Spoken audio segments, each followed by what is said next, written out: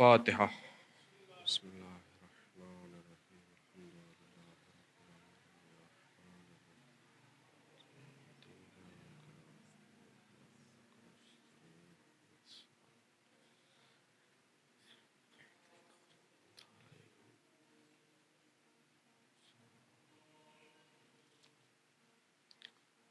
اعوذ باللہ من الشیطان اللعین الرجیم۔ بسم اللہ الرحمن الرحیم۔ الحمد للہ رب العالمین۔ الحمد للہ الذی لا یبلغ مدحتہ القائلون ولا یؤسی نعماءہ العادون ولا یؤدی حقہ المجتہدون فطر الخلائق بقدرته ونشر الرياح بعظمته ثم الصلاة والسلام والتحية والإكرام على خير الأنعام سيدنا نبينا شفيع ذنوبنا مولانا أبي القاسم محمد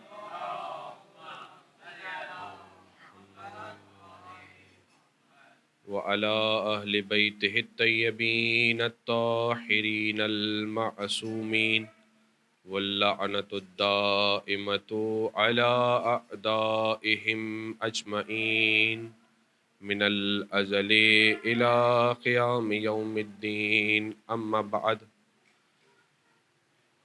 فقد قال سبحانه وتعالى في قرآن المجيد وفرقان الحميد وقوله الحق بسم الله الرحمن الرحيم قل أعوذ برب الناس ملك الناس إله الناس إلى آخر۔ درود پڑھ دیجئے محمد و آل محمد کی ذات پر، محمد و عزیزان اکرامی قدر، مومن کرام، سلسلہ دروس آغاز ہو رہا ہے ماہ رمضان المبارک کا، وہ بابرکت مہینہ کہ جس کی شبیں، جس کے دن، جس کا ہر لمحہ، جس کا ہر لحظہ پورے سال کے ہر مہینے سے بہتر ہے۔ یہ وہ مہینہ کہ جسے پروردگار نے اپنا دسترخوان سخا بچھا کر رکھا ہے، رحمتیں، برکتیں، نعمتیں پروردگار نچھاور کر رہا ہے۔ خداوند قدوس نے اس ماہ مبارک میں ہمارے لیے مختلف قسم کی نعمتیں، مختلف انداز سے رحمتوں کی برسات کر رکھی ہے، اور الحمدللہ اس سال پھر ہم اس مہینے کو حاصل کر پائے ہیں۔ اس مہینے کی گو کہ دوسری رات میں ہم داخل ہو چکے ہیں۔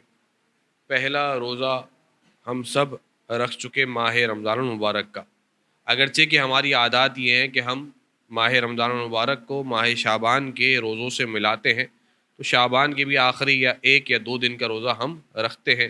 بعض لوگ 27 سے، کوئی 21 سے، کوئی 29، کوئی 28 شعبان سے بھی روزہ رکھنا شروع کر دیتا ہے اور اس کو متصل کرتا ہے ماہ رمضان المبارک سے۔ لیکن در حقیقت واجب اور امر خداوندی کے تحت پہلا روزہ آج ہم مکمل کر چکے۔ پروردگار سے دعا ہے کہ پروردگار اس بابرکت مہینے میں ہماری ان عبادتوں کو، ان روزوں کو، ان نمازوں کو قبول فرما۔ عزیزان گرامی، آپ کے سامنے میں نے اپنی گفتگو کو ابتدا کرنے کے لیے سورہ ناس، جس کو چار کل کا ایک حصہ بھی کہا جاتا ہے، جو قرآن کریم کی 4 صورتیں ہیں جسے چار کل کہا جاتا ہے، سورہ توحید، سورہ کافرون، سورہ فلق اور سورہ ناس۔ سورہ ناس اس 4 کل کا بھی ایک حصہ ہے، اور سورہ ناس کو دیکھا جائے تو سورہ ناس وہ سورہ کے جسے معوذتین میں بھی شمار کیا گیا۔ کون سی 2 سورہ ہے جو معوذتین میں ہے؟ سورہ ناس ہے اور سورہ فلق۔ یہ 2 سورہ بھی جسے معوذتین کہا جاتا ہے، ان سورہ کا انتخاب کیا گیا آپ کے لیے کہ انہی سورہ سے چند مطالب اور چند باتیں آپ تک پہنچاؤں، کہ جس میں کوشش کی جائے گی کہ روزانہ ایک سورہ مکمل یا چند حصے یا 2 سورہ یا چند مطالب ان سے آپ تک پہنچائے جائیں۔ گفتگو ابتدا آج سورہ ناس سے کی جا رہی ہے۔ ارشاد خداوندی کیا ہوتا ہے؟ بسم اللہ الرحمن الرحیم، قل اعوذ برب الناس۔ اگر ہم اس عنوان پر، اس مطالب پر، اس ترجمے پر غور کریں، اس سورہ پر غور کریں، تو یہ سورہ نازل ہوا ہے اس وقت کہ پروردگار کی طرف سے اپنے حبیب کو یہ بتایا جا رہا ہے، یہ بیان کیا جا رہا ہے کہ لوگوں کی جو وسواس ہیں، پروردگار کے جو یہاں پر اس دنیا میں انسان ہے، ان انسانوں کو پروردگار اپنے حبیب کی جانب سے متوجہ کر رہا ہے کہ ان وسواس سے اپنے آپ کو بچا کے رکھو۔ جو یہ ایک مفہومی اس سورہ کا مفہوم ہمارے ذہن میں ہے کہ وسواس اور شیطانی حربے، انسان اگر اس سے بچنا چاہتا ہے تو اس سورہ کی تلاوت کیا کرے۔ پانچویں امام کی ایک روایت، پانچویں امام امام محمد باقر علیہ الصلوۃ والسلام، صلی علی محمد وآلہ، کہ اگر تم دن اور رات میں اپنے آپ کو ان شیطانی وسوسوں سے، ان وسواس سے بچانا چاہتے ہو، محفوظ رکھنا چاہتے ہو، جاگتے ہوئے اور سوتے ہوئے ان معوذتین کی تلاوت کیا کرو۔ یعنی کون سی؟ سورہ ناس اور سورہ فلق کی تلاوت کیا کرو۔ ان سورہ کی اہمیت بڑی زیادہ بیان کی جاتی ہے۔ اچھا، اس کے ساتھ سورہ ناس کے ساتھ سورہ فلق کو بھی جوڑا جاتا ہے۔ سورہ فلق اور سورہ ناس دونوں تقریباً ایک ہی مفہوم کے تحت، یعنی مختلف وسواس اور جنات اور اس حوالے سے بیان کی جاتی ہے۔ تو ان دونوں صورتوں کے مطالب تقریباً قریب قریب ہے۔ ایک جگہ پر آسمانی، یعنی وہ آفات اور ان وسواس کی بات ہو رہی ہے جو آسمانی ہے، جو دکھنے والی ہے۔ ایک جگہ پر ان وسواس کی بات ہو رہی ہے، ان شیطانی حربوں کی بات ہو رہی ہے جہاں پر جو دکھنے والے نہیں ہیں۔ کون سے دکھنے والے نہیں ہیں؟ انسان کے دلوں پر قبض کرنے والے، قابض ہونے والے وہ شیطانی حربے۔ مثال کے طور پر، بلکہ مثال نہیں، چھٹے امام کے بعد ایک شخص آیا اور آ کے کہنے لگا کہ مولا یہ فلاں آپ کا چاہنے والا ہے، بڑا عقل مند انسان ہے، صاحب شعور ہے، سمجھ بوجھ رکھتا ہے، لیکن اس کے وضو میں اسے بار بار شک ہوتا ہے۔ اب امام نے کیا کہا؟ امام نے کہا کہ یہ کیسا عقل مند ہے کہ جس کے تم جسے صاحب شعور کہہ رہے ہو، جسے تم عقل مند کہہ رہے ہو، وہ کیسا عقل مند ہے کہ جب اس کے دماغ میں، دل میں وسوسہ آ جاتا ہے، بار بار وہ کنفیوز ہوتا ہے، بار بار پریشان ہوتا ہے اپنے وضو کو لے کر۔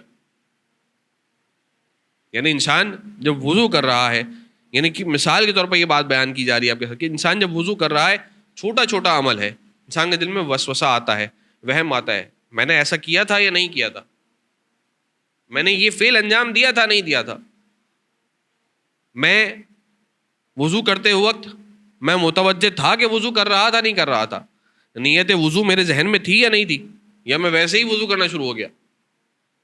یہ ایسے وسواس جو انسان کے دلوں میں آتے ہیں، یہ سورہ اس طرف اشارہ کر رہی کہ سارے وسواس جو ہے تمہارے دل و دماغ میں جو آ رہے ہیں، وہ کہاں سے آ رہے ہیں؟ وہ یہی شیطانی حربے ہیں جو تمہیں اس طرف لے کے جا رہے ہیں۔ جب حضرت ابراہیم خلیل اللہ نے خواب میں دیکھا کہ حکم خدا ہوا ہے، اور حکم خدا کیا ہے کہ ابراہیم اپنے بیٹے کو ذبح کرو راہ خدا میں، جب یہ خواب دیکھا حضرت ابراہیم نے، اور حضرت ابراہیم نے جناب اسماعیل کو اپنے بیٹے کو بتایا کہ بیٹا تمہارے باپ نے، یعنی میں نے یہ خواب دیکھا ہے اور حکم خدا یہ ہے کہ میں تمہیں ذبح کروں۔ جناب اسماعیل نے کہا جو آپ کو حکم ہوا ہے بابا جان وہ آپ انجام دیجئے، آپ نبی خدا ہے۔ حضرت ابراہیم اپنے ساتھ اپنے بیٹے کو لے کے چلے۔ پہلا مقام ایسا آیا کہ جہاں پر ایک بزرگ راستے میں ملے، ایک بزرگ شخصیت ملی, بزرگ آئے سامنے, کہا ابراہیم کہاں جا رہے ہو؟ پوچھا تو بتایا کہ میں نے خواب میں دیکھا کہ میں اپنے بیٹے کو ذبح کروں گا, حکم خدا ہوا ہے, اپنے بیٹے کو لے کے جا رہا ہوں ذبح کرنے کے لیے. ایک مرتبہ ڈرایا. یہ پہلا مقام تھا جب شیطان نے اس صورت میں آ کے حضرت ابراہیم کو بہکایا تھا. حضرت ابراہیم نے کنکر اٹھایا اور اسے مارا, اس کنکر کے ذریعے سے اسے ہٹایا جو شیطان بصورت بزرگ آیا تھا. اب دوسری مرتبہ وہی بزرگ, وہی شیطان بزرگ کی صورت میں حضرت اسماعیل کے پاس آیا, وہاں بھی ایسا ہی ہوا. پھر حضرت اسماعیل نے حضرت ابراہیم کو بتایا اور کنکر مارا گیا, پتھر مارا گیا. پھر یہ تیسری مرتبہ یہی شیطان بصورت بزرگ جناب ہاجرہ کے پاس آیا اور پھر وہاں پر بھی یہی ہوا. 3 مرتبہ یہ سلسلہ ہوا, یعنی یہ بتلایا جا رہا ہے کہ دیکھو 3 مرتبہ شیطان بہکانے آیا اور یہی عمل ہم حج کے مناسک میں بھی انجام دیا جاتا ہے.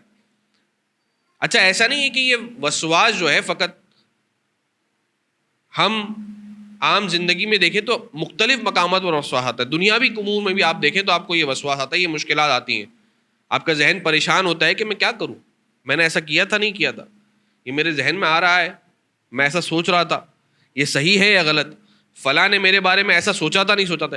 یہ سارے وسواس ہی, یہ سارے شیطانی حربے ہیں. اچھا یہ کیوں ہیں سارے؟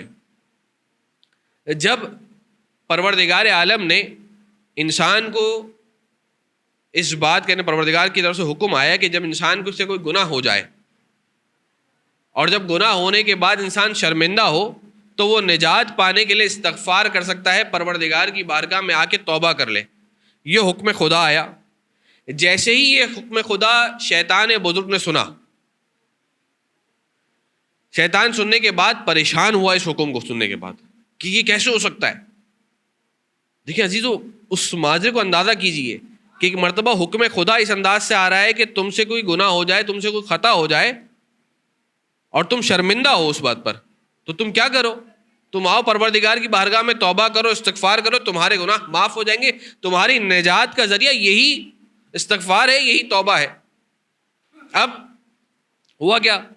شیطان پریشان ہوا اس بات پر, وہ پریشان ہو کے ایک پہاڑی پر آ کے چیخنے لگا, چلانے لگا, اور اس نے چلا کے اپنے تمام گروہ کو, دیگر شیطانوں کو بھی اپنے ساتھ جمع کیا کہ یہ اس طرح سے حکم خدا آیا ہے, اب اس کا حل کیا ہے, ہم کیسے اس کو مشکل کو حل کریں, اپنے آپ کو کیسے بچائیں.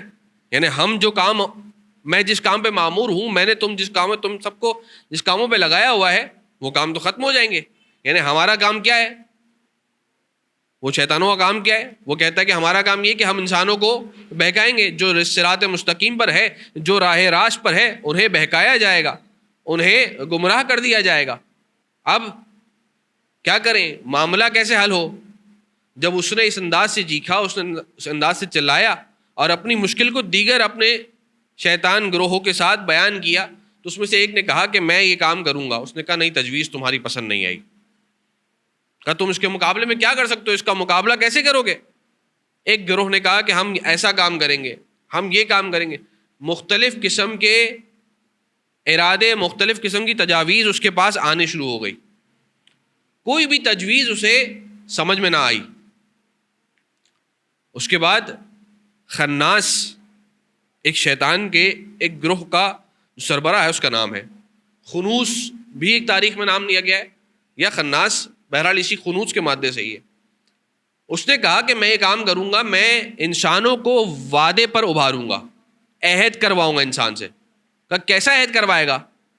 کہا میں عہد کرواؤں گا انسان سے کہ وہ انسان دنیا میں جو گناہ کر رہا ہے اس کو یہ عہد دلواؤں گا کہ تو گناہ کر لے, بعد میں توبہ کر لینا, پروردگار نے تو تیرے لیے نجات کا راستہ کھلا رکھا ہے. خدا تو تجھے کہہ رہا ہے نا کہ تو نجات پانا چاہتا ہے, اپنے گناہ پہ شرمندہ ہو رہا ہے, تو نجات پا لے. کیسے پائے گا؟ توبہ کر لے, استغفار کر لے, میری بارگاہ میں آ جا, گڑ گڑا لے, آنسو بہا لے, توبہ کر لی جائے. کہ جب اس انداز سے پروردگار نے تیرے لیے راستہ کھلا رکھا ہے تو میں لوگوں کو اس کا وعدہ دلاؤں گا, اس عہد پر رکھوں گا کہ جب تو گناہ کر لے گا تو یہ کام کر لینا, تیری مشکل حل ہو جائے گی. اس کو یہ تجویز بڑی پسند آئی, اور اس وقت شیطان بزرگ نے اس خنوس, اس خناس کو اس کام پہ مامور کر دیا کہ اب قیامت تک تیری ذمہ داری یہ ہے، تیرا امر یہ ہے، تیرا حکم یہ، تیرے لیے حکم یہ ثابت ہو رہا ہے کہ تو یہی کام کرے گا.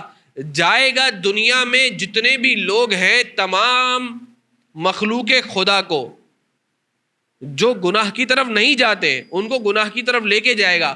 کیسے لے کے جائے گا؟ اس وعدے کے تحت لے کے جائے گا کہ تجھے وعدہ دے رہا ہوں، تو عہد کر لے اپنے آپ سے. دیکھیں آپ، میں اور آپ بھی جب کبھی کوئی کام کر رہے ہو تو عہد کرتے ہیں نا اپنے آپ سے کہ ہاں ٹھیک ہے یہ کام کر لے لیکن اس کے بعد یہ ضروری ہے کرنا. ایسا کر لیتے لیکن اس کے بعد یہ ضروری ہے کرنا. لیکن ہوتا کیا ہے؟ وہ بعد والا ضروری کام کبھی انسان کرتا ہے کبھی نہیں کرتا، کبھی اس کی طرف متوجہ ہوتا ہے کبھی متوجہ نہیں ہوتا. کہ یہی کام وہ شیطان کر رہا ہے، وہ شیطان کا وہ گروہ یہی کام کر رہا ہے، تمہیں بہکا رہا ہے، تمہارے دل میں یہ بات لا رہا ہے، تمہیں اس عہد پر لا رہا ہے کہ تم یہ عہد کر لو، یہ گناہ کر لینا، اس کے بعد پھر توبہ کر لینا. اور جب تم یہ گناہ کر لو گے تو کیا ہوگا؟ وہ شیطان تمہارے عہد کو تمہارے دماغ سے، دل و دماغ سے نکال دے گا، بھلا دے گا تمہیں کہ تو نے عہد بھی کیا تھا پروردگار سے یا اپنے آپ سے کہ ہاں مجھ سے اگر یہ غلطی ہو گئی تو میں توبہ کر لوں گا. یہ وہ وسواس ہے جو تمہارے دلوں میں آتا ہے. انسان کے دل میں دو مقامات ایسے ہیں، دل کے اندر دو کان ہوا کرتے ہیں. ختمی مرتبت کی غالباً روایت ہے کہ ایک کان میں ملک معین ہوتا ہے کہ جو پھونک مار رہا ہوتا ہے، جو اسے علم دے رہا ہوتا ہے، جو اسے اچھائی کی، نیکی کی تعلیم دے رہا ہوتا ہے. دوسری طرف شیطان اس کے دوسرے کان میں پھونک مار رہا ہوتا ہے، اسے بہکا رہا ہوتا ہے. پروردگار عالم نے اس ملک کو معین کر رکھا اس لیے کہ انسان کے دلوں میں جو یہ وسواس آ رہے ہوتے ہیں وہ ملک ان وسواس کو ختم کر رہا ہوتا ہے. یہ وہ انداز ہے اس سورہ کا جس سورہ کو پڑھنے کے لیے کہا گیا ہے. کون سی سورہ ہے؟ سورہ ناس اور سورہ فلق. اب اندازہ کیجیے، اب یہ کچھ مطالب سننے کے بعد اب اس کے ہم ترجمے کو ایک مرتبہ پڑھتے ہیں، ایک مرتبہ صلوات پڑھتے ہیں محمد و آل محمد کی ذات پر. محمد و آل محمد. بسم اللہ الرحمن الرحیم. دیکھیں کتنی بہترین سورہ ہے. قل اعوذ برب الناس، اے رسول کہہ دیجئے میں پناہ مانگتا ہوں انسانوں کی رب کی، پروردگار کی پناہ چاہتا ہوں، پروردگار کی پناہ میں آنا چاہتا ہوں. وہ پروردگار جو انسانوں کا رب ہے، جس نے اس مخلوق کو پیدا کیا ہے. ملک الناس، جو انسانوں کا بادشاہ ہے، جو مالک ہے انسانوں کا. الہ الناس، انسانوں کے معبود کی، یعنی جو تمام انسان کا معبود ہے اس کی پناہ چاہتا ہوں. پھر اس کے بعد من شر الوسواس الخناس، پس پردہ رہ کر وسوسہ ڈالنے والے ابلیس کے شر سے. جو پس پردہ ہے، نظر نہیں آ رہا، یعنی وہ ایسا وسوسہ ہے جو تمہارے دلوں میں ڈالا جا رہا ہے، وہ پس پردہ ہے، تمہیں نظر نہیں آ رہا، تم دیکھ نہیں سکتے، لیکن تمہارے دلوں میں وہ وسوسہ ڈالا جا رہا ہے. الذی یوسوس فی صدور الناس، جو لوگوں کے دلوں میں وسوسہ ڈالتا ہے وہ کون ہے؟ وہی ابلیس جو تمہارے دلوں میں وسوسہ ڈالتا ہے. من الجنۃ والناس، وہ جنات میں سے ہو یا انسانوں میں سے ہو. اب یہ وسواس ڈالنے والا چاہے وہ جنات میں سے ہو چاہے انسانوں میں سے ہو، ہر صورت میں جو تمہارے دلوں میں وسواس ڈال رہا ہے، جو وسوسے پیدا کر رہا ہے، اس سے بچانے کے لیے یہ سورہ اس وقت انسان پڑھ رہا ہے جب انسان کو بچایا جا رہا ہے. ہم کہتے ہیں نا کہ بزرگ کہتے ہیں کہ نظر لگ گئی، ایسا لگ رہا ہے کہ میں کام نہیں کر پا رہا. یہ عام زندگی کا معمور ہے. دفتر جا رہا ہوں، جاتے جاتے تھکن لگ رہی ہے، دفتر سے آئے سکون نہیں ہے، دفتر میں کام کر رہا ہوں، اپنے بزنس میں بیٹھا ہوں، کام کر رہا ہوں، لیکن کام کرنے میں سکون نہیں آ رہا، پریشانی ہو رہی ہے. اچھا یہ وہ پریشانی ہے کہ جس پریشانی کا میرے کام سے کوئی تعلق نہیں ہے. یہ انسان یہ کہہ رہا ہے کہ دل نہیں چاہ رہا آج کام کرنے کا. یہ وہی وسوسہ ہے، وہی شیطانی یا وہی جنات کا وسوسہ ہے جو تمہارے دلوں میں آ رہا ہے. وہ ایسے آیا ہے تمہارے دلوں میں آ رہا ہے کہ تم اسے دیکھ نہیں سکتے، وہ تم سے پسے پردہ ہے، چھپا ہوا ہے، تمہیں نظر نہیں آ رہا. اسی لیے یہ معوذتین کی تلاوت کرنے کو کہا گیا ہے. دوسری سورہ کون سی ہے؟ سورہ فلق. کیا ہے مفہوم اس کا؟ قل اعوذ برب الفلق، یہ سورہ فلق بھی تمہارے لیے بیان کی گئی اسی اعتبار سے. کہہ دیجئے اے رسول، کیا کہہ دیجئے؟ میں صبح کے رب کی پناہ چاہتا ہوں، من شر ما خلق، ہر اس چیز کی کہ شر سے جسے اس نے پیدا کیا ہے، ومن شر غاسق اذا وقب، اور اندھیری رات کے شر سے جب اس کے اندھیرا چھا جاتا ہے. یعنی پروردگار سے پناہ کس طرح چھا رہے ہیں. پھر اس کے بعد ومن شر النفاثات فی العقد، اور گروہ میں پھونکنے والی جادوگرنی کے شر سے. یعنی جو گروہ بن کر جو انسانوں پر شر بھیجا جاتا ہے، شر پہنچایا جاتا ہے، اس سے پناہ چاہتا ہوں. ومن شر حاسد اذا حسد، اور حاسد کے شر سے جب وہ حسد کرنے لگ جائے. جب کوئی تم سے حسد کرنے لگ جائے تو اس حاسد کے شر سے ہی پناہ چاہتا ہوں. یہ وہ وسواس ہیں، یہ وہ پریشانیاں ہیں، یہ وہ مشکلات ہیں کہ جب انسان پر جب یہ آ رہی ہیں تو انسان ظاہری طور پر وہ تکالیف ہے، وہ ظاہری طور پر جو بہکاوا ہے انسان کو، یہ تمام چیزیں انسان کو بچا رہی ہیں اس 2 سوروں کے ذریعے سے. یہ تمام چیزوں سے انسان کیسے بچ رہا ہے؟ یہ 2 سورہ کی تلاوت ہے. 5ویں امام کی ایک روایت نظر آتی ہے یہاں پر کہ سورہ ناس اور سورہ فلق یعنی معوذتین کو اگر کوئی شخص نماز وتر میں پڑھ لے، معوذتین نماز وتر میں پڑھنا، نماز وتر میں پڑھنے سے اگر کوئی معوذتین پڑھتا ہے تو نماز وتر قبول ہو جائے گی، نماز وتر رد نہیں کی جائے گی.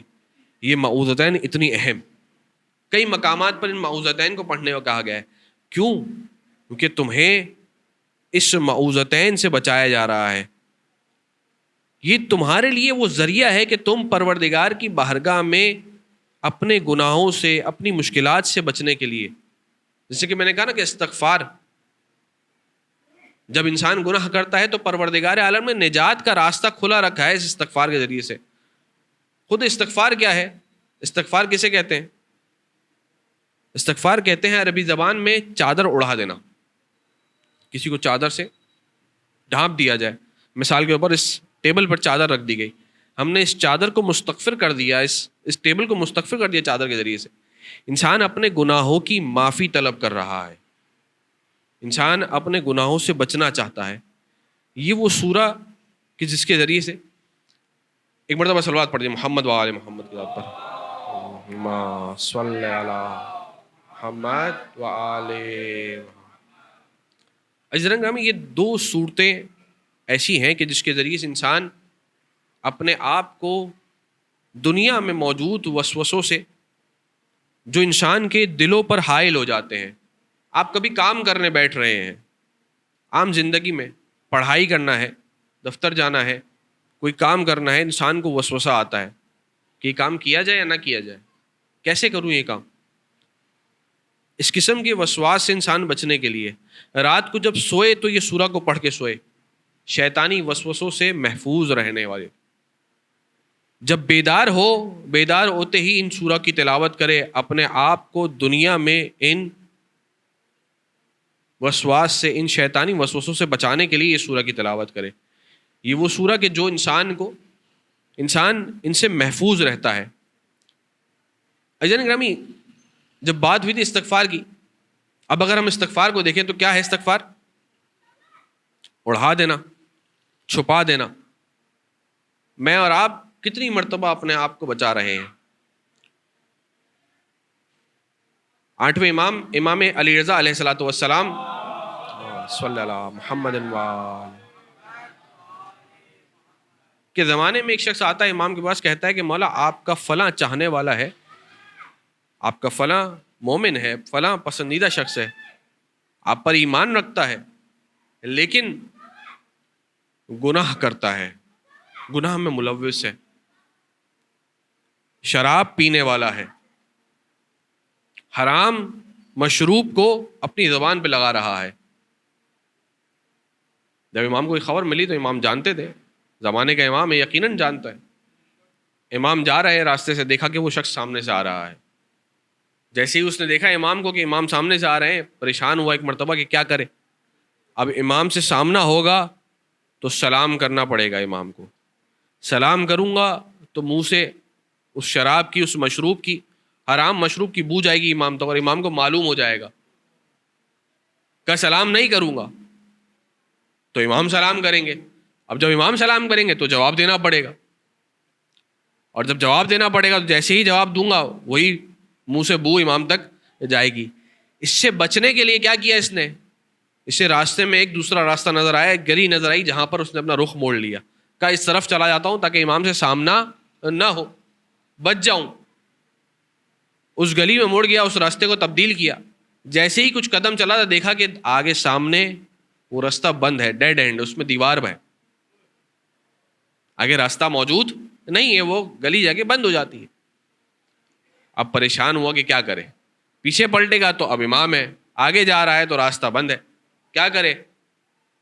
چلتا گیا اس ارادے پہ کہ شاید امام اس کے پیچھے نہ آئے، ممکن ہے امام نے دیکھا نہ ہو. لیکن بہرحال امام معصوم ہے.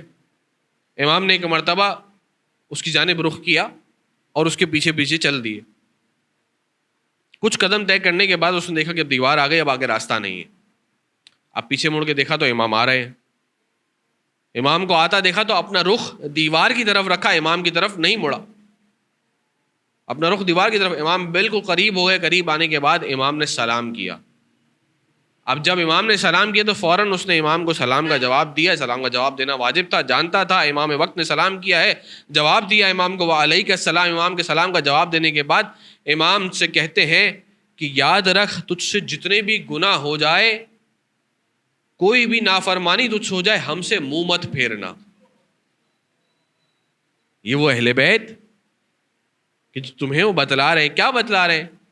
کہ دیکھو تمہیں استغفار کرنا ہے، نجات حاصل کرنی ہے، تم سے کوئی بھی گناہ ہو جائے. اب اس آیت کا مفہوم دیکھیے، جہاں پر شیطان اپنے آپ کو پیٹ رہا ہے کہ میں کیا کروں، میں کیسے انسان کو بہکاؤں. انسان یہ بات یاد رکھے، کوئی سا بھی تم سے گناہ ہو جائے، کوئی سی بھی نافرمانی ہو جائے، یہ یاد رکھو نجات کا راستہ پروردگار عالم نے تمہارے لیے کھلا رکھا ہے. یہی شیطان ہے جو تمہیں اس راستے میں بہکا رہا ہے کہ تم یہ سوچتے ہو کہ ہاں مجھ سے گناہ ہو گیا، اب میں اس پہ توبہ کیسے کروں، کیا میری توبہ قبول ہو جائے گی. یہ وسوسہ انسان کے ذہن میں آ رہا ہے.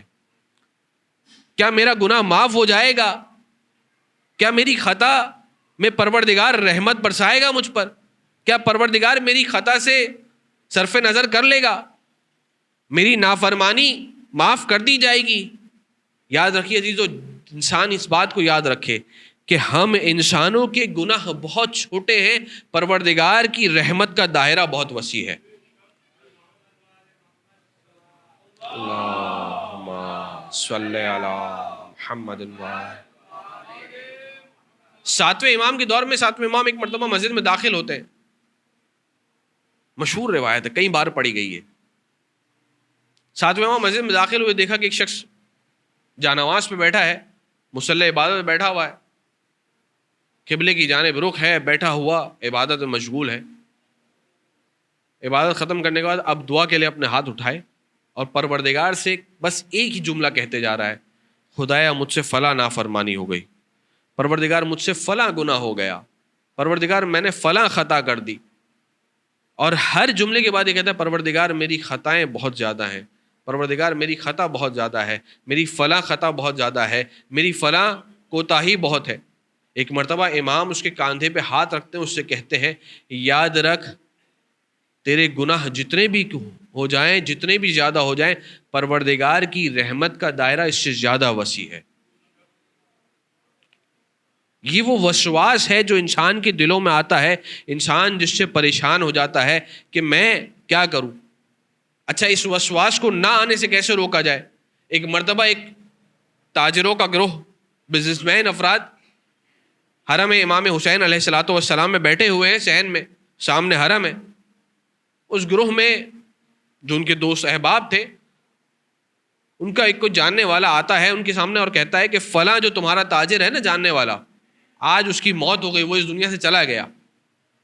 ان تاجروں نے افسوس کیا، اور افسوس کر کے ابھی کچھ کہتے یا بات ہوتی اس سے پہلے ایک اور تاجر ان کے درمیان جو بیٹھا تھا ان تاجروں میں، وہ کھڑا ہو گیا، اور کھڑا ہو کے اس نے امام کے حرم کا رخ کیا، اور رخ کرنے کے بعد فوراً کہا کہ جو تاجر جس کا انتقال ہو گیا، جو اس دنیا سے چلا گیا ہے، میں نے اس سے فلاں فلاں مقام پر فلاں رقم قرض کے طور پہ لی ہوئی تھی، وہ قرض میرے گردن پر ابھی باقی ہے، مجھے اسے ادا کرنا تھا.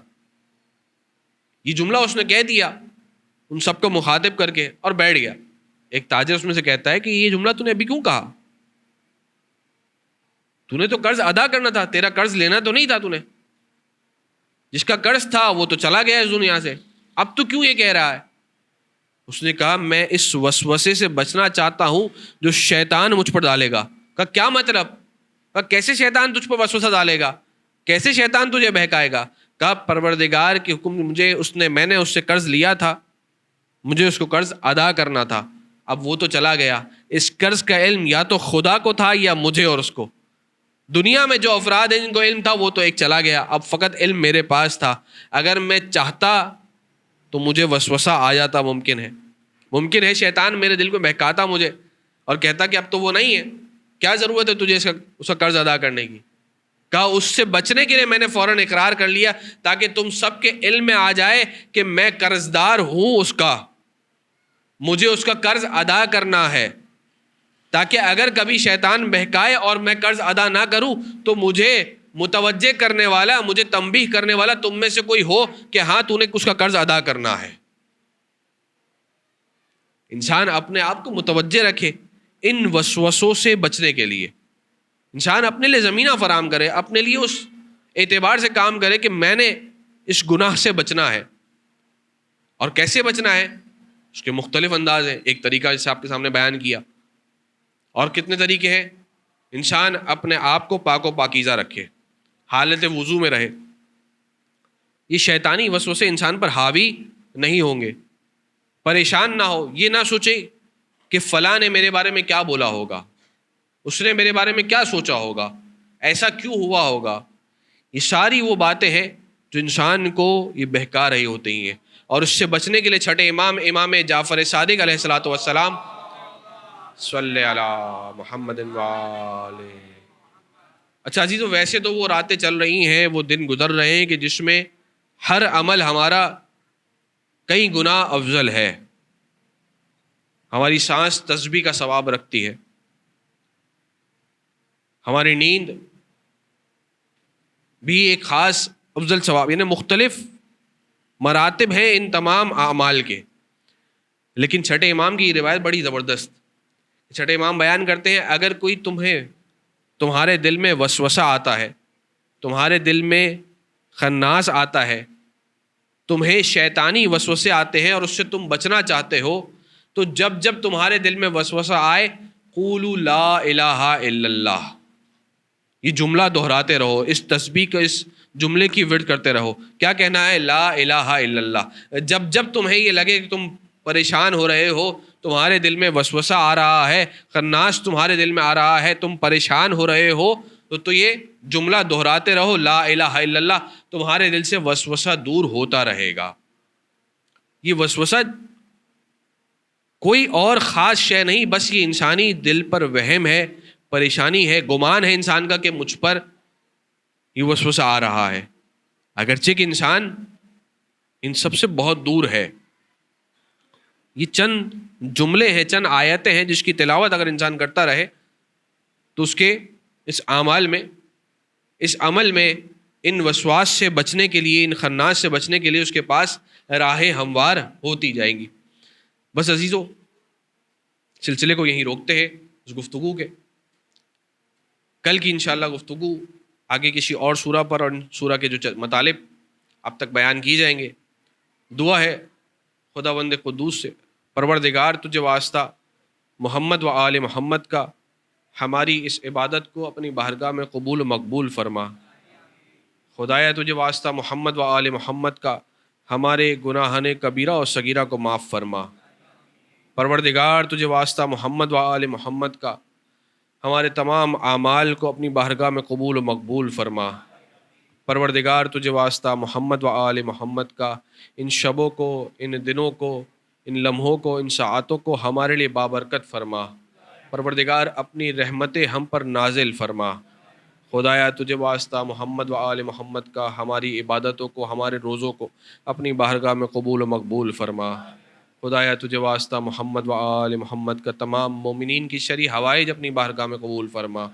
پروردگار تجھے واسطہ محمد و آل محمد کا اپنی آخری حجت امام عصر و زمان کے ظہور میں تعجیل فرما، ہمیں ان کے اعوان و انصار میں شمار فرما۔ ان اللہ و ملائکتہ یصلون علی النبی یا ایہا الذین آمنوا صلوا علیہ وسلموا تسلیمات۔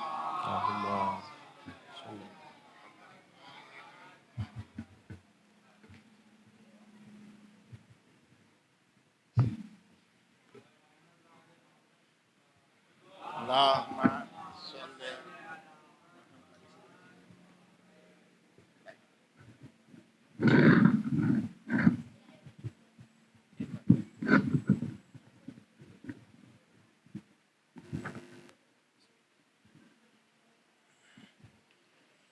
بر محمد و آل محمد صلوات۔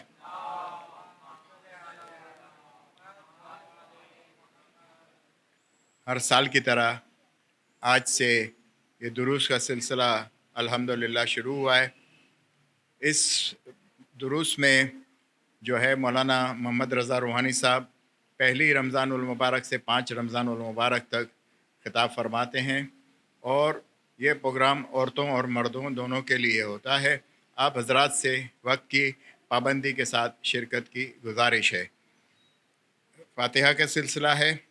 حسن علی نشاد نورانی اور ان کے رشتہ دار مرحومین غلام حسین شریف، فاطمہ بھائی محمد علی، سید حسن نواب، لیلا بھائی غلام حسین، زیرا بھائی غلام حسین، حبیب علی اساریہ، امینہ بھائی کریم بھائی، انور علی رحمۃ اللہ، زرینہ بھائی غلام حسین، غلام علی رحمۃ اللہ، سغرا بھائی نظر علی، امینہ بھائی اللہ رکھا، نرجس نظر علی، حسینہ بھائی فدا حسین، منور حسین غلام علی، شبیر حسین محمد حسین غلام علی، صابرہ بنت عبد الحسین، جمال بھائی بابول بھائی وزیر، شیرین بھائی جمال بھائی وزیر، اکبر علی جمال بھائی وزیر، زرینہ بھائی نانجی، انجینا بھائی حسن علی مرزا، امینہ بھائی حسن علی مرزا، اکبر علی حسن علی مرزا، قاسم علی حسن علی مرزا، سلیم اکبر علی وزیر، حیدر علی اکبر علی وزیر، معصومہ اکبر علی وزیر، معصوم علی اکبر علی وزیر، گلشن اکبر علی وزیر، فاطمہ بھائی اکبر علی وزیر، روشن بانو، محمد علی گیلانی، بلکس قاسم علی مرزا، شبیر قاسم علی مرزا، مشتاق قاسم علی مرزا، سعیدہ مشتاق علی، فاطمہ محمد علی کپاڑیا، سلیم غلام علی تھاور، محمد علی داؤد کپاڑیا، فضل عباس محمد علی کپاڑیا، زہرا بھائی فضل عباس کپاڑیا، حسینہ رحمۃ اللہ لاکھانی، علی محمد منیس ورتیجی، یاسمین بانو، علی محمد دولت بانو، علی محمد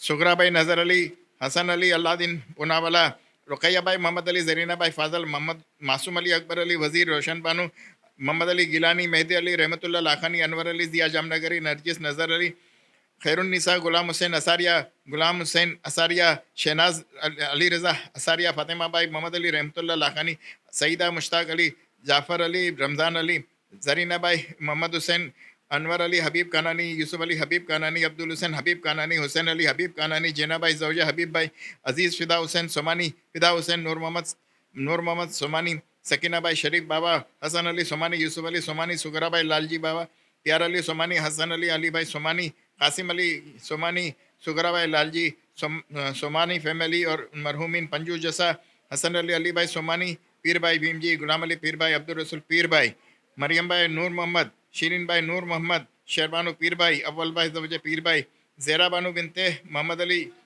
سکینہ بھائی زوجہ پیر بھائی، شاکر حسین محمد غلام علی، فاطمہ بھائی بن فدا حسین، محمد حسین غلام علی، محمد علی رحمۃ اللہ پیر بھائی، سجاد حسین محمد علی رحمۃ اللہ،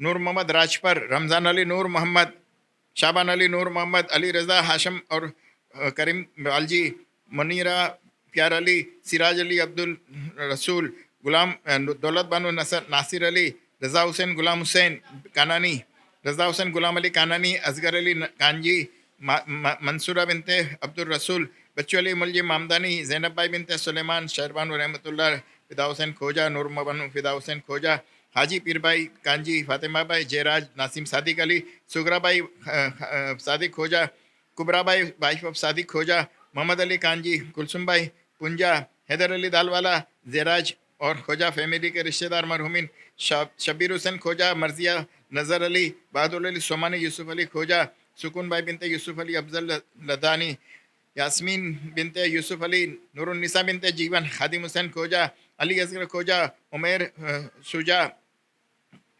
मरियम भाई बिनते शफीक एडन, करीम भाई फाजल और फातिमा भाई अली भाई, मोहम्मद नज़ीर करीम भाई, अली हुसैन करीम भाई, हसन अली मेहर अली, गुलाम अली हसन अली, रियाज हुसैन हसन अली, मासूमा बिनते हसन अली, लियाकत अली हसन अली, गुलबानो बिनते गुलबानो भाई और हैमानी फैमिली, हाजी वजीर अली इब्राहिम मेवा वाला, यूसुफ अली हुसैन अली मौरबी, गुलाम हुसैन मौरबी वाला, मोहम्मद रज़ा मौरबी वाला, नूर मोहम्मद अफ्रीका वाला, कुलसुम भाई बिनते जाफ़र, रिजवान अली अमीर अली,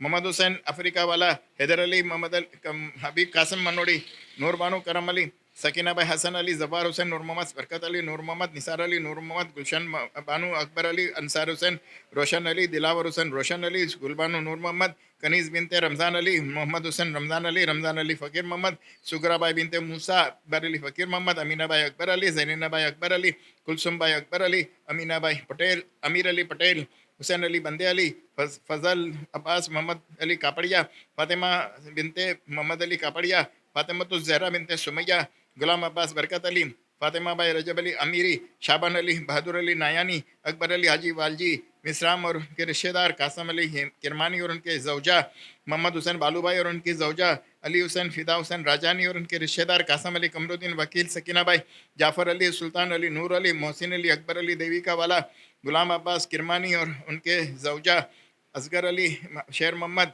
जरीना भाई अकबर अली, अली असगर, गुलाम अब्बास, बरकत अली, मोहम्मद अली दाऊदानी, कुलसुमा बिनते अकबर अली, फ़कीर मोहम्मद, सुगरा भाई जौजा अकबर अली, हुसैन अली, जाफ़र अली, खैरुन्निसा बिनते रमज़ान अली, शेर मोहम्मद करम अली, सकीना भाई मोती, दाऊद अली किकरिया वाला, जरीना भाई जौजे दाऊद अली, अल्लाह रखा, कासम अली, कुलसुम भाई डाया, अली रज़ा बिन दाऊद अली, अली मोहम्मद, कासम अली, ज़हरा बानो जौजा अली मोहम्मद, जरीना भाई बिनते बच्चू भाई, हुसैन अली, अली मोहम्मद, गुलाम अब्बास बाबा, मासूम अली, मासूमा अल्लाह रखा, हैदर अली मोहसिन, अली रज़ा पीरानी और उनके रिश्तेदार, तायरा बानो और हैदर अली लाखानी और उनके रिश्तेदार, कासम अली इब्ने जमाल, रोशन बानो बिनते खान मोहम्मद और उनके रिश्तेदार, इनायत अली अब्दुल रसूल, गुलाम अब्बास, अली मोहम्मद, मुनीरा बिनते शेर अली फाजल, कनीज़ फातिमा अमीर अली, फरहाना बिनते रोशन अली करजत वाला, हाजी यूसुफ अली, हाजी डॉक्टर यूसुफ अली अब्दुल रसूल थावरानी, रज़िया भाई मेहदी जौजा डॉक्टर यूसुफ थावरानी, अली रज़ा बाकर अली खेतानी, मोहम्मद अमीन खेतानी, रजब अली बंदे अली, फातिमा भाई बिनते मोहम्मद खिमजी, यास्मीन बिनते अकबर अली, ज़ैबुन्निसा बिनते रजब अली, आबिद हुसैन, मोहम्मद हुसैन, मोहसिन अली, हसन अली, सज्जाद, रजब अली केरावाला, रजब अली गुलाम हुसैन सायानी, ज़ेरा भाई बिनते कासम अली, हबीब अली, फ़िदा हुसैन आज़ाद, लैला भाई हाजी भाई, फ़िदा हुसैन गुलाम हुसैन, सुगरा भाई लद्दा भाई देवजी, सकीना भाई गुलाम हुसैन, साबिरा फ़िदा हुसैन, बिलाल हुसैन, अली रज़ा, बरकत अली, शेर अली, रोशन अली, नज़ीरी, फ़िज़ा भाई शाबान अली, गुलबानो बिनते करीम भाई किमजी, मिनाज नाखानी, फ़िज़ा भाई बंदे अली, रजब अली सोमजी और उनके रिश्तेदार, शमीम खादिम हुसैन और उनके रिश्तेदार, हबीब अली शेर अली और उनके रिश्तेदार, शीरिन बानो बिनते हुसैन अली मर्चेंट और उनके रिश्तेदार, हैदर अली तुराबी और उनकी जौजा, मोहम्मद हुसैन अमीरी, अमीर अली ज़वेर, अब्दुल हुसैन कानानी, सुगरा भाई बिनते हाजी भाई, अमीर अली ज़वेर भाई और फैमिली, शेरबानो जौजा अब्दुल हुसैन, फातिमा भाई हाजी और उनकी फैमिली, ज़ेरा भाई बिनते ज़ेरा बानो बिनते हसन अली वालजी, जावेद वज़ीर अली दालवाला और उनकी फैमिली, दोस्त मोहम्मद लाखानी, फिरोज़ा बिनते बच्चू भाई, आबिदा बिनते दोस्त मोहम्मद, रमज़ान अली खेतानी, रज़ा हुसैन बदामी, फ़िज़ा भाई जीवन और मौलाना साहब के मरहुमीन, हम आप सब के मरहुमीन और जिनका कोई फ़ातिहा पढ़ने वाला नहीं रहा उन सब के लिए सूरह मुबारकतुल फ़ातिहा। बिस्मिल्लाहिर्रहमानिर्रहीम, अल्हम्दुलिल्लाहि रब्बिल आलमीन, अर्रहमानिर्रहीम, मालिकि यौमिद्दीन, إياك نعبد وإياك نستعين اهدنا الصراط المستقيم صراط الذين أنعمت عليهم غير المغضوب عليهم ولا الضالين. بسم الله الرحمن الرحيم. قل هو الله أحد الله الصمد لم يلد ولم يولد ولم يكن له كفوا أحد. بسم الله الرحمن الرحيم. قل هو الله أحد الله الصمد لم يلد ولم يولد ولم يكن له كفوا أحد. بسم الله الرحمن الرحيم. قل هو الله أحد الله الصمد لم يلد ولم يولد ولم يكن له كفوا أحد. اللهم اغفر للمؤمنين والمؤمنات والمسلمين والمسلمات الأحياء منهم والأموات. تابع بيننا وبينهم بالخيرات إنك مجيب الدعوات إنك على كل شيء قدير. إن الله وملائكته يصلون على النبي يا أيها الذين آمنوا صلوا عليه وسلموا تسليما. متوجہ زیارت صلی اللہ علیہ یا ابا عبداللہ الحسین